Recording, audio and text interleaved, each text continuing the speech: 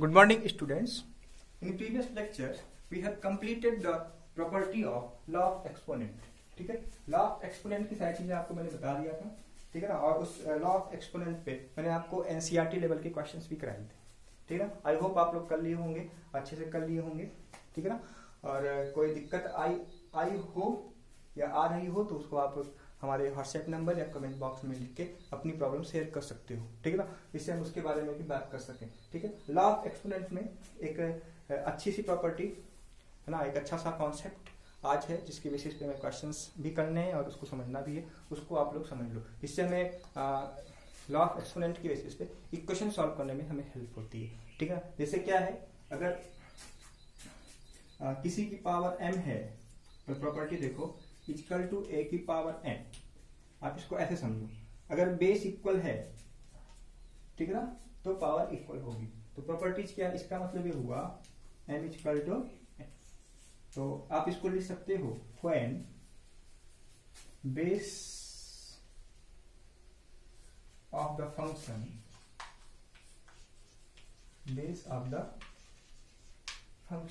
are equal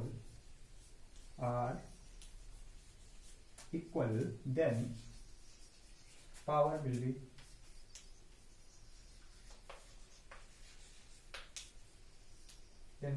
be equal, ठीक है ना। अब जैसे इसको कैसे यूज करेंगे, दो ही प्रॉपर्टी है।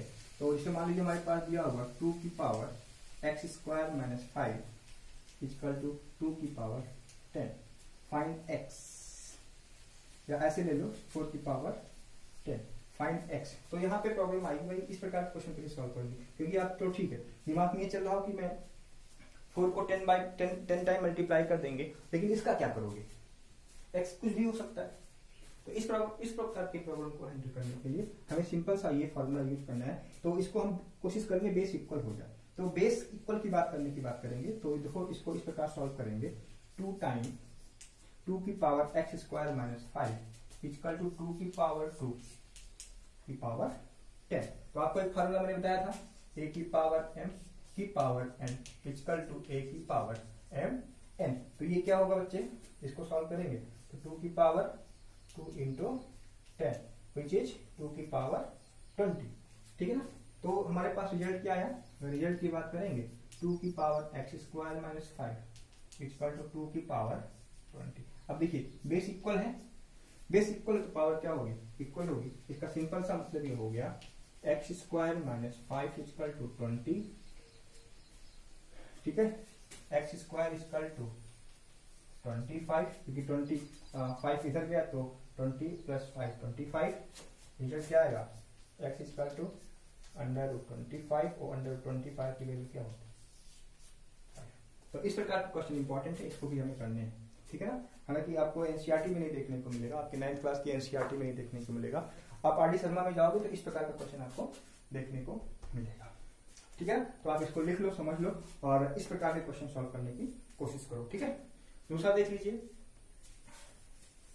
इसी में दूसरी प्रॉपर्टी, ये बेस का था। Similar if and only if का सेम चलेगा। इफ एंड ओनली इफ के सीन में क्या है, अगर पावर सेम है तो बेस क्या होगा, इक्वल होगा। जस्ट इसका जस्ट रेसिप्रोकल। तो ये दो प्रॉपर्टीज इक्वेशन के बेस पे छूटी हुई थी, मैंने कहा इसको बता दें। और इसी बेसिस पे अगर आप कंप्यूटेशन में बैठे तो क्वेश्चन भी आपको देखने को मिलेगा on the basis of this formula, this concept, ठीक है। तो ये लास्ट कॉन्सेप्ट था लॉ ऑफ एक्सपोनेंट का। आज law of exponent well complete हो जाएगा, ठीक है ना। हम कल से कुछ और पढ़ेंगे, है ना, जिससे कि ये पूरा एक number system on the basis of NCERT complete हो जाएगा। बट हमने इसको अलग अलग पढ़ा, नंबर सिस्टम को अलग कर दिया, रेशनलाइजेशन को अलग कर दिया और लॉ ऑफ एक्सपोनेंट को अलग कर दिया, ठीक है ना। तो लॉ ऑफ एक्सपोनेंट का दूसरी प्रॉपर्टी है, दूसरी प्रॉपर्टी ये है कि मान लीजिए भाई अगर बेस a की पावर, ठीक है ना, x है, b की पावर x। देखिए अब यहाँ पे देखिए, या ऐसे देखो क्या इक्वल है, बेस इक्वल है तो क्या होगा, पावर पावर इक्वल है तो क्या होगा, बेस इक्वल होगा। तो आप यहाँ देखो when, आप इसको लिखो when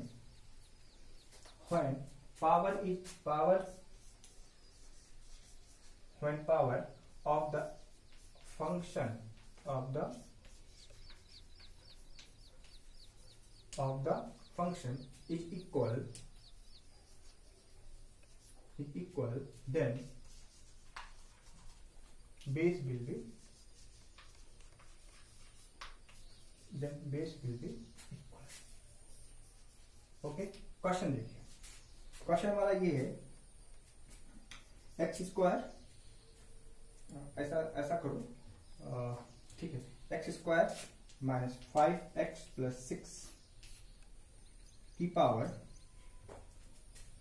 इसको 5 कर लो, की पावर 10, ठीक है ना, इक्वल टू 1 प्लस माइनस कर लो, क्वेश्चन बना रहा हूं ना, माइनस कर लो की पावर 10, फाइंड x। तो इस केस में आप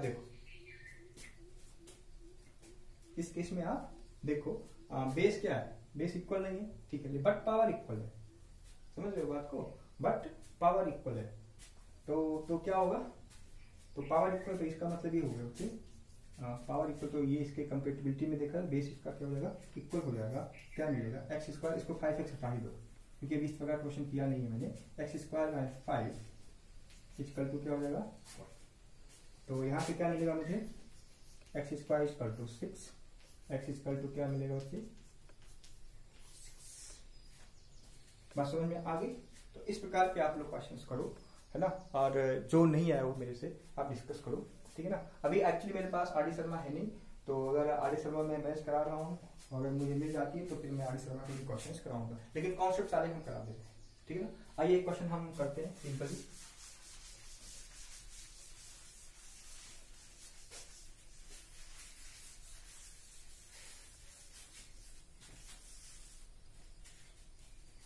आइए 1/2 की power x square minus 4x equal to 1/64, find x, ठीक है, फाइंड x।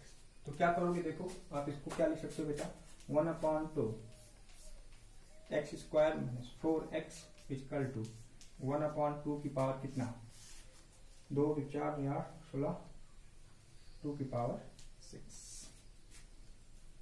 ठीक है, समझ गए बात को। तो आप देखो इसी को हम क्या लिख सकते हैं बच्चे, 1/2 x square minus 4x equal to 1/2 की पावर 6। यहाँ देखिए बेस इक्वल हुआ, बेस इक्वल हुआ नहीं, बेस में क्या 1/2, यहाँ भी बेस में क्या 1/2, तो 1/2 इक्वल हुआ, तो पावर क्या होंगी, इक्वल होंगी, तो इसका सिंपल सा मतलब ये हुआ, ठीक है ना, x square minus 4x equal to 6, ये क्या देगा बच्चे, x square minus 4x minus 6 equal to, ठीक है ना। अब ये क्वाड्रेटिक इक्वेशन दे रहा है, क्वाड्रेटिक इक्वेशन में हमें सॉल्व करने के लिए दो तरीके हैं, मिडिल टर्म स्प्लिटिंग से, अगर मिडिल टर्म स्प्लिटिंग नहीं हो रहा है तो हम सीधा चार फार्मूला लगाएंगे, ठीक है ना, सीधा चार फार्मूला या क्वाड्रेटिक फार्मूला अभी क्लास 10 की चीजें हैं, वो अभी हम डिस्कस नहीं करेंगे, या फिर देख लो यहाँ पे मैं बता दे रहा हूँ, ax square plus bx plus c equal to 0, तो x इक्वल टू क्या होगा बच्चे, minus b plus minus under root b square minus 4ac upon 2, इसी का नाम है भैया क्वाड्रेटिक फार्मूला, क्वाड्रेटिक फार्मूला, या फिर इसी को हम बोलते हैं श्रीधराचार्य, श्री DHARY धराचार्य, ठीक है ना। ये कब इंट्रोड्यूस हुआ, कब ये हमारे एग्जिस्टेंस में कैसे आया, जब हमारे पास क्वाड्रेटिक फार्मूला सॉल्व करने के लिए प्रॉब्लम आनी शुरू हुई, तो हमारे पास एक मिडिल टर्म स्प्लिटिंग था, समझ रहे हो, तो जब मिडिल टर्म स्प्लिटिंग से बात ना बने तो हम सीधा चार्ज फार्मूला लगाते हैं। तो यहाँ देखो मिडिल टर्म स्प्लिटिंग से बात नहीं बन रहा, 6 का ऐसा फैक्टर करो कि माइनस करने में 4 आए, समझ रहे हो, सीधे वही बात करेंगे। तो यहाँ से कंपेयर कर लें, a इक्वल टू क्या हुआ बच्चे 1, b इक्वल टू क्या हुआ -4, c इक्वल टू क्या हुआ -6, वैल्यू पुट अप कर दो, x equal to -b means 4 हो गया, plus minus under root b square का मतलब 16 माइनस 4, a की वैल्यू क्या है बच्चे 1 into minus 6 upon 2 into 1, x equal to क्या हो जाएगा बच्चे 4 plus minus under root 16 plus 24 upon 2, क्या होगा ये x equal to 4 plus minus 24 6 30 3 2 5 1 6। This is our answer. तो अभी फिलहाल ये आपके सिलेबस में नहीं है, अभी 9th क्लास के बच्चों के लिए ये थोड़ा सा नया होगा, इसको फिलहाल आप समझो, बट यहाँ इंट्रोड्यूस करना बहुत जरूरी था। तो इस प्रकार के आप लोग क्वेश्चन करो। आज के लेक्चर में लॉ ऑफ एक्सपेरिमेंट मैंने कंप्लीट कर दिया है, ठीक है ना। एनसीईआरटी में आई नो आपको कोई दिक्कत नहीं होगी। जब हम बड़े क्वेश्चन आर शर्मा या फिर कॉम्पिटिटिव पे के क्वेश्चन सॉल्व करेंगे तो हमें थोड़ी सी कैलकुलेशन करनी पड़ेगी। तो कैलकुलेशन तो हम ही तभी कर पाएंगे जब हमारे पास क्या हो, हमारे पास फार्मूला हो, कॉन्सेप्ट हो, तभी हम कर पाएंगे, ठीक है ना। तो ये इतना डिटेल फार्मूला था टॉपिक से जुड़ी हुई लॉ ऑफ एक्सपेरिमेंट से, ठीक है ना, जिसके बेसिस पे हमें क्वेश्चंस करने हैं, ठीक है। आप लोग क्वेश्चन करिए, जो नहीं है वो डिस्कस करिए, ठीक है ना बच्चों, ठीक है। Thank you.